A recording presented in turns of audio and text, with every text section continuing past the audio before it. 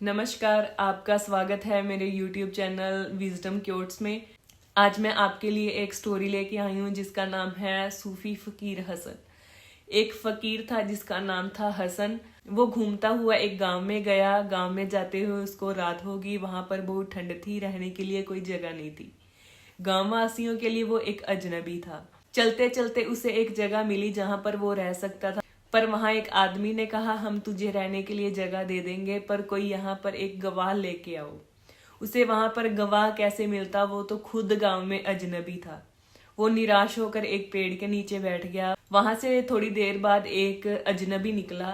तो फकीर ने बोला, ए बंदिया, क्या तू मेरी मदद करेगा? तो उसने हंस के बोला, मैं तो खुद चोर हूँ, भला मैं क्या तेरी मदद करूं। फकीर ने बोला, मुझे रहने के लिए रात को जगह नहीं मिल रही, ठंड बहुत है, मैं कहीं रहना चाहता हूँ, क्या तुम मेरा गवाह बनेगा? जहाँ मैंने रहने के लिए जगह ढूंढी है वहां मुझे गवाह की जरूरत है, और मैं इस गांव में अजनबी हूँ, मैं कैसे किसी को गवाह बना लूं? क्या तू मेरा गवाह बनेगा?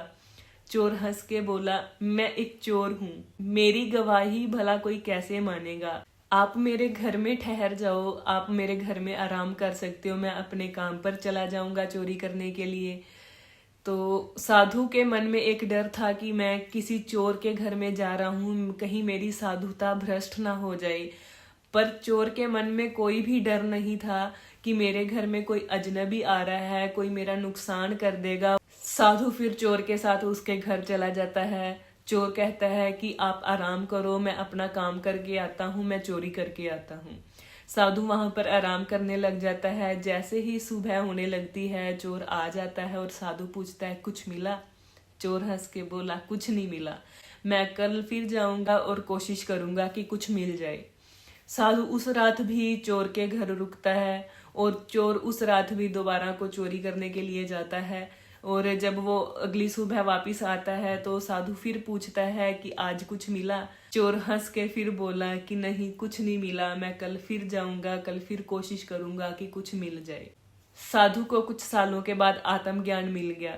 वो चोर को ढूंढता हुआ उसका धन्यवाद करने गया और बोला, मुझे तुझसे बहुत ज्ञान मिला है कि अपना कर्म करते जाओ, कभी भी उदास ना हो। एक साधारण आदमी जो चोरी करने के लिए जाता है पर वो खाली हाथ वापस आता है, उसके मन में कोई भी शंका, उदासी नहीं होती और वो खुशी खुशी कहता है कि मैं कल फिर कोशिश करूंगा।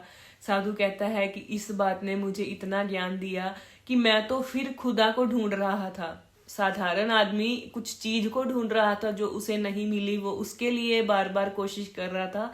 मैं तो फिर खुदा को ढूंढ रहा था, तो मैं कैसे उदास हो सकता हूँ जब मुझे खुदा नहीं मिला? मैं बार बार कोशिश करूंगा और अपना आत्मज्ञान प्राप्त करूंगा।